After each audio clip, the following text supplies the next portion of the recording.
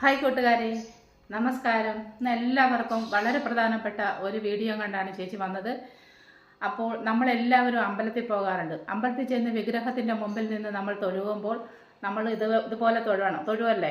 അപ്പോൾ നമ്മൾ പ്രാർത്ഥിക്കാറുണ്ട്. പ്രാർത്ഥിക്കുമ്പോൾ നമ്മുടെ തൊട്ടടുത്ത് അപ്പുറവും ഇപ്പുറവും ആളുകൾ വന്ന് നിൽക്കാറുണ്ട്. അപ്പോൾ പ്രാർത്ഥിച്ചുകൊണ്ട് നിൽക്കുന്ന സമയത്ത് തന്നെ അവരോട് നീ എവിടുന്നാ വന്നത്, അല്ലെങ്കിൽ നിങ്ങൾക്ക് എന്ത് ജോലി എന്ന് പറഞ്ഞ് കുശലാന്വേഷണം നടത്താൻ പോകരുത്. നമ്മുടെ ചിന്ത ഭഗവാന്റെ വിഗ്രഹത്തെ നോക്കി നമ്മൾ നാമജപം നമ്മൾ പ്രാർത്ഥിക്കുകയും ചെയ്യണം. വേറെ ആരോടും നമ്മൾ ഒന്നിനും പോകരുത്. അതുപോലെ തന്നെയാണ് വിഗ്രഹത്തിനെ നോക്കി നമ്മൾ കരയാൻ പാടില്ല. യഥാർത്ഥമായിട്ട് നമ്മൾ ഈ കരഞ്ഞ് പ്രാർത്ഥിക്കില്ല, അത് പാടില്ല. അല്ലാതെ നമ്മുടെ നമ്മൾ അറിയാതെ കണ്ണീന്ന് കണ്ണുനീര് വരികയാണെങ്കിൽ അതിന് കുഴപ്പമില്ല. അല്ലാതെ നമ്മൾ കരഞ്ഞുകൊണ്ട് ഒരിക്കലും വിഗ്രഹത്തെ നോക്കി പ്രാർത്ഥിക്കരുത്.